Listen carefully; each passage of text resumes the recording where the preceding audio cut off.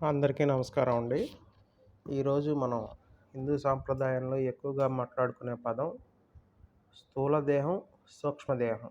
స్థూల దేహం అంటే ఏంటి? సూక్ష్మదేహం అంటే ఏంటో అనే విషయం మీద చర్చించుకుందాం. స్థూలము అంటే మనకు కనిపించేదండి. స్థూలంగా అంటే ఏదైతే మనకు కనిపిస్తుందో అది స్థూల దేహం. అంటే మన బాడీనే. కనిపించే మన బాడీయే స్థూల దేహం. సూక్ష్మదేహం.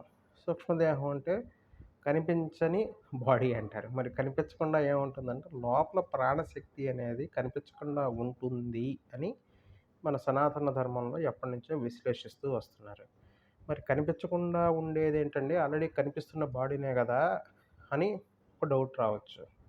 అంటే ఒకవేళ ప్రాణం పోయినా కూడా బాడీ అయితే కనిపిస్తూనే ఉంటుంది కానీ, ఏదైతే పోయిందో అది కనిపించట్లేదు గదా! అదే సూక్ష్మదేహము అని ఒక సిద్ధాంతమో, నమ్మకమో ఏదైనా కావచ్చు. మరి అంటే ఈ లెక్కన మన దేహంలోనే సూక్ష్మదేహము, స్థూల దేహము 2 ఉన్నాయి. ఈ లెక్కన. మరి ఈ సూక్ష్మదేహాన్ని మనం అనుభవించాలి అంటే అనుభూతికి చెందాలి అంటే ఏంటి? దీనికే కొన్ని విధానాలుంటాయి. మామూలుగా మనం సూక్ష్మదేహాన్ని మనం అనుభూతి చెందాలి అంటే యోగా అని, ధ్యానం అని, మెడిటేషన్ అని ఈ పతాక స్థాయిలో గనక చేసున్నట్టయితే మన శరీరంలోనే ప్రాణశక్తి కదులుతున్న ఫీలింగ్ అయితే ఖచ్చితంగా కలుగుతుంది.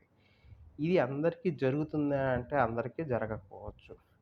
జరిగినా కూడా ఆ కదలికల వల్ల మన శరీరం అంటే ఏదైతే మన మైండ్ సెట్టు, మనకున్న ప్రాపంచిక విషయాల్లో అదో పెద్ద నరాల జబ్బనో, లేకపోతే హార్ట్ బీట్ పెరగటమో ఇట్లాంటి కొన్ని ఇన్సిడెంట్స్ ఆటోమేటిక్‌గా జరుగుతా ఉంటాయి.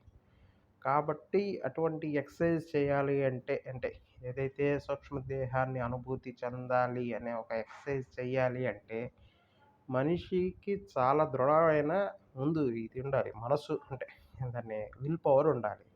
ఆ విల్ పవర్ ఉన్నవాళ్ళు గనక సాధన చేస్తే ఖచ్చితంగా అయితే తెలియటానికి ఛాన్సెస్ ఉన్నాయి. కానీ సబ్జెక్ట్ టు రిస్క్. ఇప్పుడున్న మన పరిస్థితుల్లో, మన జీవన విధానంలో అటువంటి పనులు చేయటం అంత శ్రేయస్కరం కాదు అనేది పెద్దల వాచ.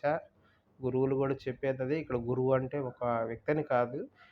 ఒక మనం మన బాడీకి ఇదిగో ఈ మందు పడుతుంది, ఈ మందు పడదు అని డాక్టర్ ఏ విధంగా అయితే చెప్పగలుగుతాడో, అలానే మనం ఈ సూక్ష్మదేహాన్ని అనుభూతి చెందాలి అనే విషయాన్ని మనకి కొంతమంది పెద్దలు మనకున్న పరిస్థితుల రీత్యా ఇది చెయ్యొచ్చబ్బా, ఇది చేయకూడదు అని చెప్పగలిగే కెపాసిటీ ఉన్న వాళ్ళ సమక్షంలో చెయ్యండి అని వీళ్ళు చెప్పే సలహా. కాబట్టి ఈరోజు టాపిక్ ఏంటంటే స్థూల దేహం, సూక్ష్మదేహం గురించి చర్చించుకున్నాం. భవిష్యత్తులో మరిన్ని చర్చించుకుందాం. ధన్యవాదములు.